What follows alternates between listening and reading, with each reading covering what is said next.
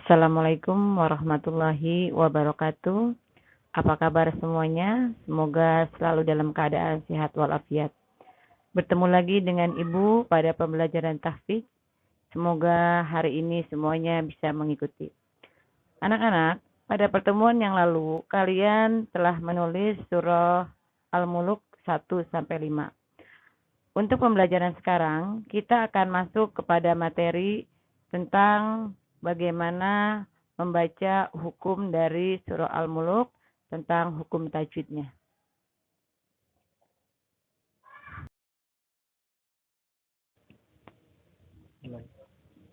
Kita lihat surah Al-Muluk. Al-Muluk itu berasal dari bahasa Arab yang artinya kerajaan, yang mana surah Al-Muluk ini termasuk ke dalam surah yang ke-67 yang tergolong ke dalam surah Makkiyah. Surah Al-Muluk ini terdiri atas 30 ayat, termasuk ke dalam juz 29.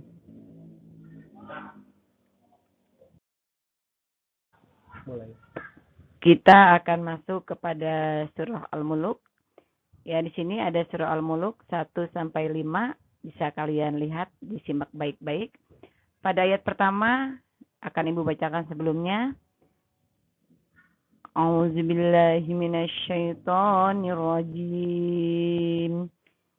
Bismillahirrahmanirrahim. Tabarakalladzi biyadihil mulku wa huwa ala kulli syai'in qadir. Nah, bisa kalian lihat di sini ayat pertama. Di akhir ayat dibaca di sini syai'in qadir. Di sini dibaca syai'in. Bisa kalian lihat kenapa dibaca agak disamarkan? Ya, di sini hukumnya adalah ikhfa, yang mana di situ tanwin, kasrotain ketemu huruf qaf.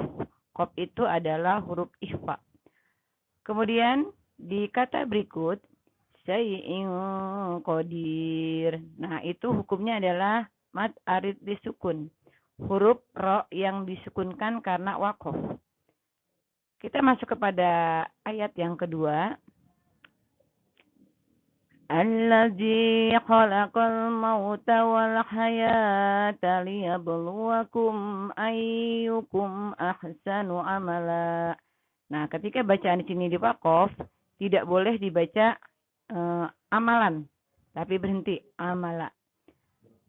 Kita lihat hukumnya selanjutnya. Ya, yang tadi ketika di waqaf kalau memang mau berhenti dibaca, tidak boleh dibaca amalan, melainkan amala. Itu menjadi mad iwad. Masih di ayat yang kedua. Wa huwal azizul ghafur. Nah, ini di azizul. Di situ hukum alif lam qamariyah. Ya, azizul. Itu ada huruf qamariyah di zul. Kemudian ghafur itu adalah hukum mad arid lisukun. Kemudian kita masuk kepada ayat yang ketiga. Diperhatikan baik-baik. Ibu baca perpotongan ayat saja ya. Allazi khalaqa sab'a samawatin tibaqa.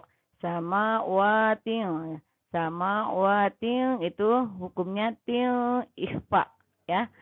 Kenapa ikhfa? Di situ ada tanwin bertemu dengan huruf ikhfa, yaitu hurufnya to. Ya, itu tiba, nah ba itu hukum mat tobi'i. Ya, mat tobi'i itu hurufnya alif. Kemudian ketika dibaca waqaf, tiba ko itu di waqaf maka menjadi hukum mat iwad. Selanjutnya di masih ayat ketiga ya. Ma tara fi khalqir rahmani min tafawut. Nah, nah itu dibaca samar itu. Milta. Itu juga masih hukum ikhfa yang mana kenapa dikatakan ikhfa di situ Nun sukun ketemu huruf ikhfa, yaitu hurufnya ta. Maka dibaca mil ta. Tidak dibaca minta. Ya, seperti itu. Jadi hukumnya ikhfa. Dilanjut, potongan ayat berikutnya. Farji'il basara hal tara min futur. Nah, di situ dibaca min futur. Itu juga sama hukumnya ikhfa. Kenapa ikhfa? Yaitu nun sukun ketemu huruf ikhfa. Mana huruf ikhfanya? Di situ huruf ikhfanya adalah huruf fa. Ya, milfu. Tidak boleh dibaca minfu. Tidak boleh seperti itu. Maka disamarkan bacaannya. Kemudian kita masuk kepada ayat keempat. Ya, ayat keempat kalian perhatikan baik-baik. Summa raji'il basara karrataini yanqalib. Ini ibu baca, ibu perpotong ayat aja ya, karena untuk lebih memudahkan kalian. Di sini summa raji'il. Nah, itu hukumnya ji'il. Itu alif lam qamariyah. Hukumnya alif lam qamariyah. Kemudian juga ya summa raji'il basara karrataini yanqalib. Nah, di situ juga ada hukum ikhfa kembali yang tidak dibaca ian, melainkan yang kok. Nah, itu kenapa ikhfa? Di situ nun sukun ketemu huruf qaf. Masih potongan ayat keempat. Di ayat keempat itu, ibu ulangi lagi. Ya. Summa raji'il basara karrataini yanqalib ilaikal basaru khasi'an wa huwa hasir.